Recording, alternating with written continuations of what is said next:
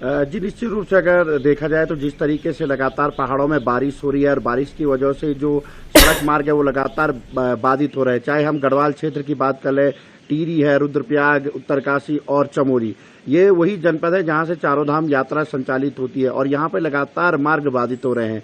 ऐसे में कहीं ना कहीं प्रशासन की ओर से जो गढ़वाल कमिश्नर ने कहा है कि आप सुरक्षित स्थानों पर रहिए, ये एक अच्छा फैसला भी हो सकता है, क्योंकि लगातार लैंडस्लाइड की वजह से घंटों तक मार्ग पर यात्रियों को फंसना पड़ रहा है और पहाड़ों में जब भी बारिश होती है तो कहीं पर भी पहाड़ टूटकर सड़क पर आ जाते हैं। तो ऐसे में सुरक्षित जो यात्रा है वही इस दौरान करनी चाहिए, ये प्रशासन का कहना है।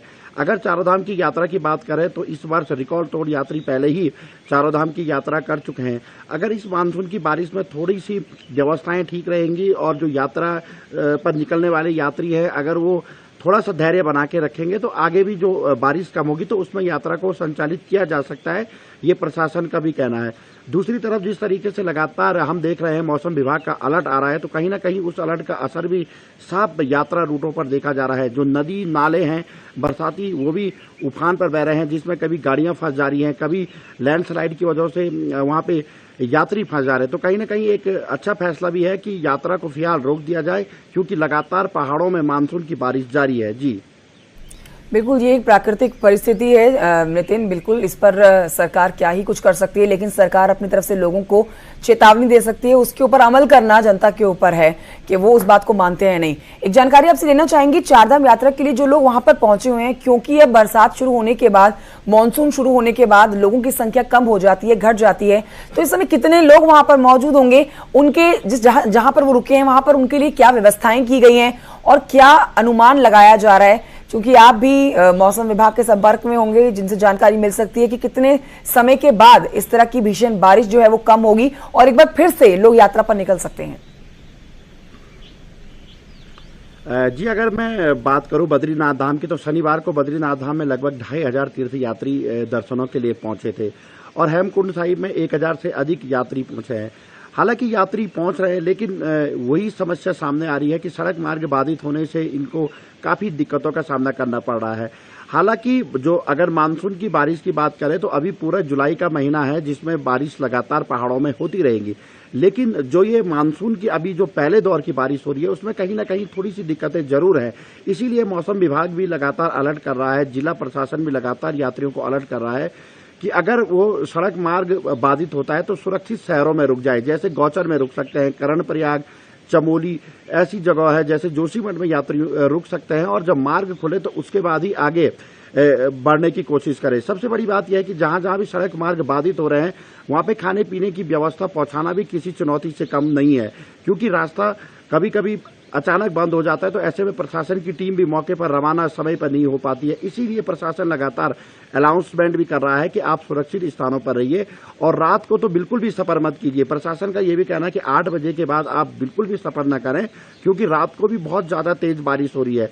पागल नाला के पास अगर देखें तो थोड़ी सी बारिश में ही लगातार नाला जो है वो सड़क पर बह जा रहा है और यहाँ पे अधिकांश जो गाड़ियां हैं वो फंस जाती है। तो ऐसे में प्रशासन का कहना है कि दिन में ही सफर करें, रात को आप बिल्कुल भी नेशनल हाईवे की तरफ बिल्कुल भी अपना मूवमेंट न करें। ये अपील प्रशासन लगातार यात्रियों से कर रहा है। जी नितिन सेमवाल, बहुत शुक्रिया आपका जानकारी के लिए। आइए बढ़ते हैं आगे, आपको बताते हैं पहाड़ों में पिछले 3 दिन से लगातार बारिश जारी है। चमोली में नदियां उफान पर आ रखी हैं। अलकनंदा नदी रौद्र रूप लेके बह रही है इस समय और अब खतरे के निशान से ऊपर बहने लगी है। स्टेट कंट्रोल रूम से चमोली के लिए अलर्ट जारी कर दिया गया है। वहीं प्रशासन लोगों से अपील कर रहा है कि वो नदी किनारों से दूर रहें और सुरक्षित स्थानों पर चले जाएं, क्योंकि लगातार हो रही बारिश से नदी पूरे उफान पर बह रही है।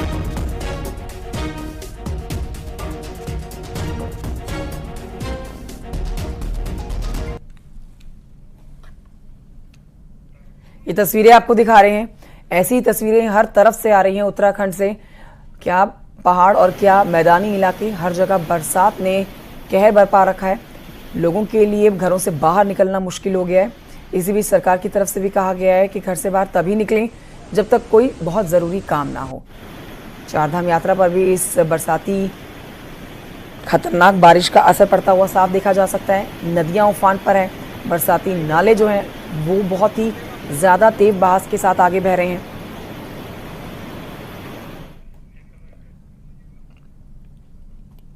चमोली जिले में 3 दिनों से हो रही लगातार मूसलाधार बारिश से नदी नाले उफान पर है। बारिश होने से पिंडर नदी समेत प्राणमती का जलस्तर भी काफी बढ़ गया है और थराली, सूना, देवलगुवाड़ जाने वाले ये लकड़ी का स्थायी पुल है, ये बह गया है।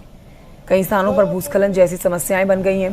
प्रशासन ने सुरक्षा को देखते हुए नदी नालों के किनारों पर रह रहे लोगों को सुरक्षित स्थानों पर चले जाने के निर्देश दिए हैं।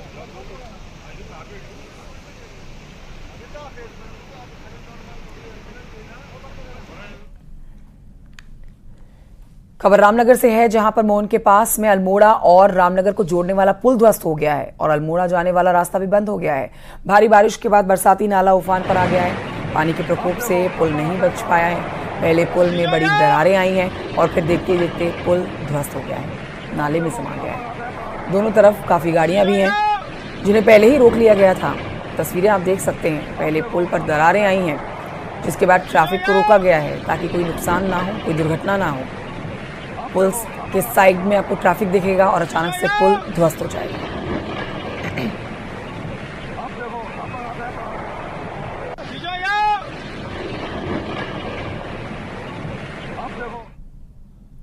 नैनीताल के आवागढ़ में खतरे की जद में आए हैं मकानों को अब खाली करा लिया गया है। भूटाव की सूचना के बाद नैनीताल जिला प्रशासन एसडीआरएफ की टीम मौके पर पहुंची है, जिसके बाद लोगों को यहां से हटाया गया है। पिछले साल भी इसी स्थान पर कटाव हुआ था, एक मकान गिर गया था। अब इस पूरे इलाके में 30 मकानों पर गिरने का संकट खड़ा हुआ है। लोग तेजी से जो बारिश हो रही है उससे परेशान है। तेज बारिश के बाद भी अपने घर छोड़ने को मजबूर है और तैयार नहीं थे पहले, लेकिन प्रशासन ने इनको हटाया और रैन बसेरों में शिफ्ट किया है।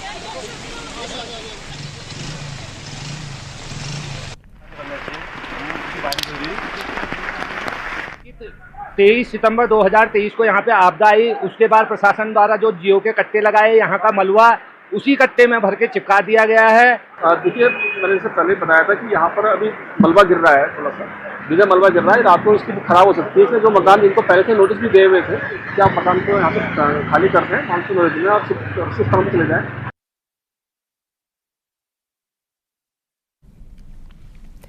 नैनीताल का संकट कभी भी कट सकता है। मॉनसून में ये बड़ा संकट नैनीताल पर बना हुआ है। नैनीताल जाने वाली कई सड़कें खतरे की जद में हैं, तो कई स्थानों पर पहाड़ी जो हैं वो दरारें आ गई हैं वहां पर, और इससे बड़े नुकसान का अंदेशा लगाया जा रहा है। इस सड़कों की आप हालत देख रहे हैं इस समय, जहां बुरा हाल है। बारिश की वजह से सड़कें धंस गई हैं और भूस्खलन भी हो रहा है। हमारे साथ हमारे सहयोगी जुड़ गए हैं नरेंद्र, इस खबर पर वीरेंद्र बिष्ट और जानकारी के साथ। वीरेंद्र, ये काफी चिंता की बात है, जो तस्वीरें हम दिखा रहे हैं ये दिखाती हैं कि किस तरह से संकट ये कभी भी और भी बड़ा हो सकता है, कभी भी गहरा सकता है। संपर्क नैनीताल का कट चुका है और सड़क से मॉनसून में ये बड़ा खतरा नैनीताल पर बना हुआ है। वाकई कंचन, अगर देखा जाए तो नैनीताल आने वाली जितनी भी सड़कें हैं, वो चाहे कालाढूंगी मार्ग हो या फिर हल्द्वानी मार्ग हो या फिर जो भंवाली मार्ग हो, उन पर बड़ी बड़ी दरारें आ गई हैं। और कारण इसका सबसे बड़ा यह है कि मानसून में जिस तरह से बारिश हो रही है, जो नाले हैं या कलमट हैं वो बंद हैं पूरी तरीके से। कई इलाकों में जो ग्रामीण सड़क इन नैनीताल को जोड़ते हैं, उनमें लगातार मलबा गिर रहा है। कई इलाकों पर कई सड़कों पर दरारें पड़ गई हैं। तो ये कहा जा सकता है कि आने वाले जो दिन जिस तरह से मानसूनी बारिश हो रही है, ये एक आफत लेके आ सकती है और जो नैनीताल आने जाने वाली सड़कें हैं उन पर कभी भी टूट का खतरा बन सकता है। हालांकि जो नैनीताल के आसपास जिले के मार्ग हैं उनमें भी इसी तरीके का संकट है। जो अल्मोड़ा भंवाली हाईवे है वो कल रात से बंद है। खैरना के पास लगातार मलबा आ रहा है। इसके अलावा कुमाऊं में भी कई सड़कें ऐसी हैं जिन पर इसी तरीके का संकट है, दरारें आ रही हैं, टूटने का खतरा है। और मानसून ने जिस तरह से पहले चरण में ही अपना रौद्र रूप अपनाया है, तेज बारिशें हो रही हैं, इन तमाम चीजों को लेकर संकट बना हुआ है। नैनीताल की जो माल रोड है उस पर भी दरारें दिख रही हैं और पिछले 2016 में भी जो मॉल रोड थी वो पूरी तरीके से ध्वस्त हो गई थी। अब उसी तरीके का संकट एक बार और दिख रहा है। ओवरऑल बात करी जाए नैनीताल में, जिस तरह से जो आवागढ़ वाला इलाका है वहां पर पूरी तरीके से खतरा बना हुआ है। जो मकान है वो गिरने का संकट बना हुआ है। चाइना पीक की पहाड़ी से खतरा बना हुआ है, टिफिन टॉप की पहाड़ी से खतरा बना हुआ है। बलिया नाले में पुनर्निर्माण के कार्य जरूर हो रहे हैं, लेकिन वो भी धंसाव की स्थिति में है। तो ये कहा जा सकता है कि आने वाले दिन कठिन है। जिस तरह से अभी 1-2 महीना पूरी तरीके से तेज बारिशें होंगी, मानसून का पूरा दौर चलेगा, तो एक बड़ा संकट हो सकता है। सड़कों की अगर ओवरऑल बात कुमाऊं में की जाए तो जो पिथौरागढ़ चंपावत राष्ट्रीय राजमार्ग है वो पूरी तरीके से बाधित है। इसके अलावा अल्मोड़ा में कई सड़कें बंद हैं, पिथौरागढ़ में यही स्थिति है। तो मानसून की बारिश जिस तरह से हो रही है तो सड़कों पर खास तौर पर इसका असर दिख रहा है, और आने वाले दिन चाहे वो नैनीताल हो, चाहे वो कुमाऊं की जो लाइफलाइन कही जाती हैं सड़कें, उन पर एक बड़ा संकट दिखाई देता है। जी,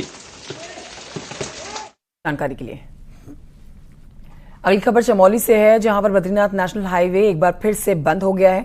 भारी बारिश के बाद पैका पुल के पास में पहाड़ से भारी चट्टान सड़क पर आ गई, जिसकी वजह से सड़क पूरी तरह से बंद हो गई है। कई दिनों से हो रही बारिश से लैंडस्लाइड की घटनाएं बढ़ गई हैं, सड़कें बंद हो रही हैं। हालांकि प्रशासन की टीम बंद सड़कों को खोलने का काम कर रही है।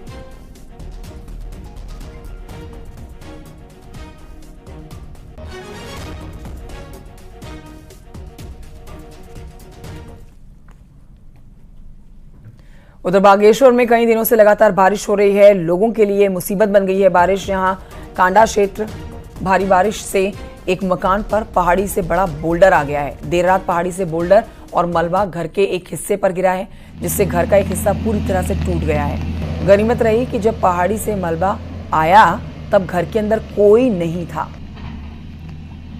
नहीं तो बड़ा नुकसान हो सकता था।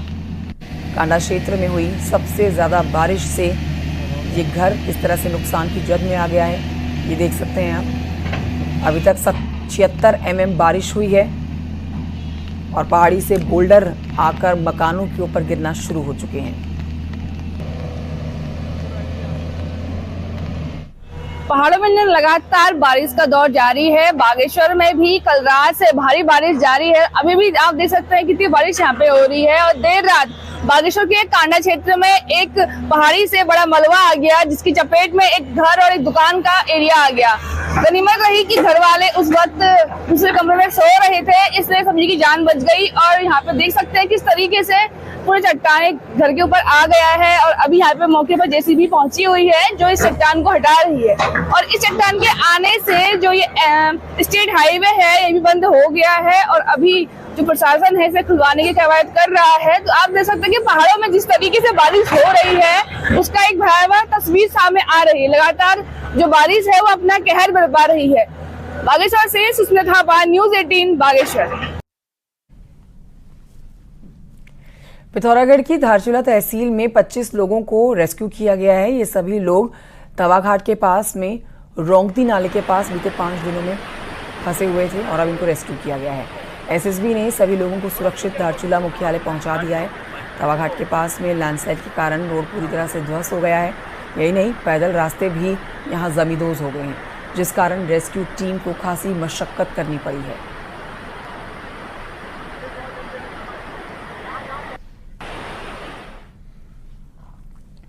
लगातार हो रही बारिश के कारण पिथौरागढ़ में नदियां उफान पर हैं और पुल भी खतरे में आ गए हैं। जौलजीबी के पास में गौरी नदी उफान पर है, जिसे देखते हुए प्रशासन ने अलर्ट जारी कर दिया है।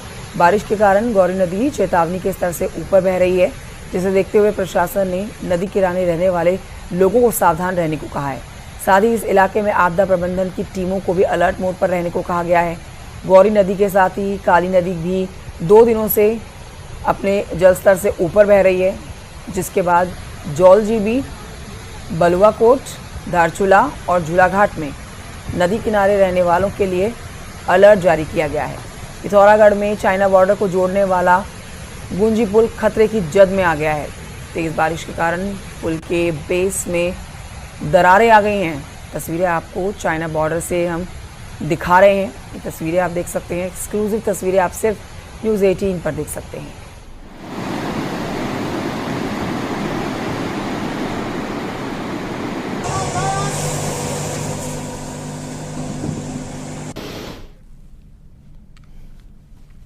बढ़ते आगे देहरादून से खबर, जहां पर बारिश के हालात को लेकर मुख्यमंत्री पुष्कर सिंह धामी ने हाई लेवल मीटिंग की है। मुख्यमंत्री ने सभी अधिकारियों को निर्देश दिया है कि 24 घंटे अलर्ट मोड पर रहें। सीनियर अफसरों को जिले के साथ कोऑर्डिनेशन के लिए कहा गया है। जिले के साथ सीनियर ऑफिसर्स कोऑर्डिनेट करते रहें। मुख्यमंत्री ने गढ़वाल और कुमाऊं के कमिश्नर से अपडेट लिए हैं। मौसम को देखते हुए स्कूल कॉलेजेस खोलने पर फैसला लेने के लिए कहा गया है। जहां भीषण बारिश है वहां पर स्कूल कॉलेजेस आज भी बंद है। आज तो रविवार है, लेकिन बीते 2 दिन से आप देख रहे हैं कि लगातार स्कूल कॉलेजेस बंद है। आपको बता देते हैं कि पिछले 3 दिन से राज्य के कई हिस्सों में लगातार तेज बारिश हो रही है।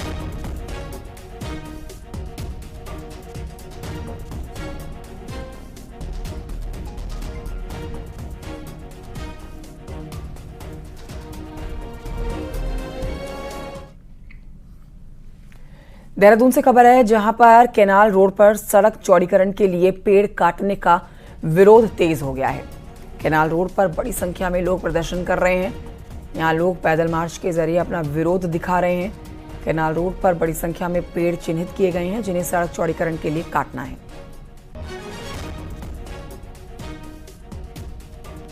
सुनील नप्रभात और जानकारी के साथ जुड़ गए हैं। सुनील, हम लगातार देख रहे हैं बीते कुछ दिनों से लोग अपना आक्रोश दिखा रहे हैं, शांतिपूर्ण तरीके से अपना आक्रोश दिखा रहे हैं, पैदल मार्च करके केनाल रोड पर सड़क चौड़ीकरण के लिए जो पेड़ काटे जाने हैं उसको लिए अपना विरोध दिखा रहे हैं। क्या विरोध प्रदर्शन आज भी किया जा रहा है और क्या मांग कर रहे हैं लोग?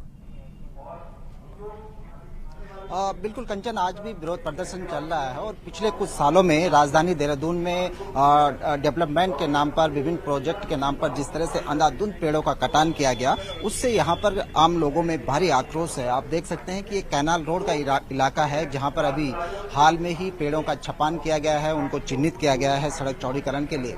यहाँ पर लोगों ने पैदल मार्च किया और उसके बाद यहाँ पर एक सभा का आयोजन यहाँ पर किया गया है। ये एक स्वतः स्फूर्त भीड़ है जो सोशल मीडिया के जरिए यहाँ पर इकट्ठा हुई है और इसी तरह से राजधानी के हर क्षेत्र में, आप चाहे सैसदारा की बात करें, जौलीग्रांट एयरपोर्ट की बात करें, पिछले दिनों आपने देखा कि कैंट रोड पर पेड़ चौड़ीकरण के नाम पर जब प्रोटेस्ट हुआ तो उसके बाद प्रशासन को बैकफुट पर आना पड़ा। और ठीक यही हाल कैनाल रोड पर भी है कि यहाँ पर जब पेड़ों का छपान किया गया उसके बाद प्रोटेस्ट हुआ और उसके बाद उन पेड़ों पर पेंट कर दिया गया। यहाँ पर हर वर्ग के लोग इकट्ठा हैं। मेरे साथ कुछ यूथ हैं जो इस प्रोटेस्ट में शामिल हो रहे हैं। दोस्त, आज आप यहाँ पर इकट्ठा हुए हैं, क्या कुछ कारण है? तो मेन कारण यही है कि अभी क्या है कि लगातार जो शहर में अलग अलग जगह, जैसे पहले खलंगा, फिर कैंट रोड, इन जगह जो सरकार आदेश निकाल रही है कि पेड़ काटने हैं और उनको मार्किंग की जा रही है, उन पर नंबर दिया जा रहा है। तो अभी जो कैनाल रोड है एनआईवीएच के पीछे, वहां पर आप देख पाओगे कि जो पेड़ है वहां पर छिल कर उनको नंबर दिया गया है। तो हमारा सवाल यही है कि पेड़ क्यों कटने चाहिए, उसका एक लॉजिकल रीजन होना चाहिए। आप क्या करते हैं, पढ़ाई करते हैं? हाँ जी, मेरा नाम जॉन ऑफ है, पराशक्ति सोसाइटी से है। तो ये सब सिनेरियो देख के मुझे एक कोट याद आता है अब्राहम लिंकन की। मिस्टर अब्राहम लिंकन ने जो बोला है कि you can fool all the people some time, you can also fool some people all the time, but you can never fool all the people all the time. So आप यहाँ पे सारी जनता देख रहे हैं। अब मैं बस एक शब्द ये कहना चाहूंगी, एक लाइन ये कहना चाहूंगी कि हमारा देहरादून जाग गया है। धन्यवाद। आप देखिए कि यहाँ पर यूथ भी इकट्ठा है। आप आज प्रोटेस्ट में पहुंचे, क्या कहना चाहते हैं? जिस तरीके से मैं मैट संस्था से प्रिंस कपूर हूँ और जिस तरीके से सरकार अंधाधुंध डेवलपमेंट करते जा रही है और लगातार पेड़ों को चिन्हित करके उनको काटने की मुहिम चला रही है, चाहे वो खलंगा के पेड़ हो या कैंट रोड के पेड़ हो या आज एनआईवीएच के बैक गेट पर जो कैनाल रोड के पेड़ हैं जो चिन्हित हुए थे। तो हमारी सरकार से यही मांगे कि आप एक सस्टेनेबल डेवलपमेंट प्लान लाइए, जिसमें आप जितने बुद्धिजीवी हैं देहरादून के, जितने भी एनवायरमेंटलिस्ट हैं, उनके साथ बैठिए, उनके साथ बातचीत कीजिए और तब एक प्लान के साथ आइए। आप इस तरीके से अंधाधुंध देखिए, अब प्रदेश के युवा आ गए हैं यहाँ पर अपनी नाराजगी दिखाते हुए। शुक्रिया आपका सुनील नप्रभात जानकारी के लिए। और आइए बढ़ते हैं आगे, आपको बताते हैं उत्तराखंड में गरीबी रेखा से नीचे रहने वाले 14 लाख राशन कार्ड धारकों को सस्ता नमक मिलेगा। सरकारी राशन की दुकान पर ये आयोडनाइज नमक 8 रुपए किलो मिलेगा। मुख्यमंत्री नमक पोषण योजना की शुरुआत शनिवार को मुख्यमंत्री पुष्कर सिंह धामी ने की है। मुख्यमंत्री ने कहा है कि सरकार का प्रयास गरीब लोगों को कुपोषण से बाहर निकालने का है। और इस मौके पर मुख्यमंत्री और खाद्य आपूर्ति मंत्री रेखा आर्य ने कुछ लोगों को आयोडीन से भरे हुए इस नमक को वितरित किया है। वहीं खाद्य आयुक्त हरिचंद्र सेमवाल ने यह भी कहा है कि बाजार में नमक 30 रुपए किलो है, जबकि गरीब परिवारों को 8 रुपए किलो मिलेगा और 10 रुपए की सब्सिडी सरकार की तरफ से दी जाएगी। 20 करोड़ रुपए का खर्च आएगा इस पर। अपने परिवार में अपने बेटे और बेटियों की चिंता करते हैं, अपने परिवार वालों की चिंता करते हैं। इसीलिए वो योजना लेकर आए कि किसी को भूखा न सोना पड़े, किसी के घर का चूल्हा बंद न हो। और इस योजना के अंतर्गत उत्तराखंड के भी 14 लाख गरीब परिवारों को हर महीने मुफ्त राशन का लाभ मिल रहा है। इस योजना के अंतर्गत पहले सामान्य चावल मिलता था, अभी रेखा जी बता रही थी, लेकिन अब फोर्टिफाइड राइस इसमें वितरित किया जा रहा है। पूरे प्रदेश में जो भारत सरकार की गरीबी रेखा तय की गई है, राष्ट्रीय खाद्य सुरक्षा योजना में जो लोग आते हैं उनको दिया जा रहा है, जो लगभग 15 लाख के करीब परिवार हैं पूरे प्रदेश में, और उनको राज्य सरकार द्वारा 8 रुपये में दिया जा रहा है और 10 रुपये उसमें सब्सिडी दी जा रही है, जो राज्य सरकार के द्वारा लगभग 20 करोड़ रुपये वार्षिक वहन किया जाएगा। चमोली बारिश के बावजूद भी गढ़वाल सांसद और बीजेपी के राष्ट्रीय मीडिया प्रमुख अनिल बलूनी ने उपचुनाव का प्रचार किया है और बीजेपी उम्मीदवार के लिए जनता से वोट की अपील की है। गढ़वाल सांसद अनिल बलूनी ने पीपलकोटी क्षेत्र में बीजेपी उम्मीदवार राजेंद्र भंडारी के लिए प्रचार प्रसार किया। अनिल बलूनी लगातार राजेंद्र भंडारी के लिए प्रचार कर रहे हैं। इसके बाद भी अनिल बलूनी ने कई जगहों पर जनसंपर्क किया है, लोगों से वोट मांगे हैं और कहा है कि बद्रीनाथ सीट पर पूरी तरह से माहौल बीजेपी के पक्ष में है।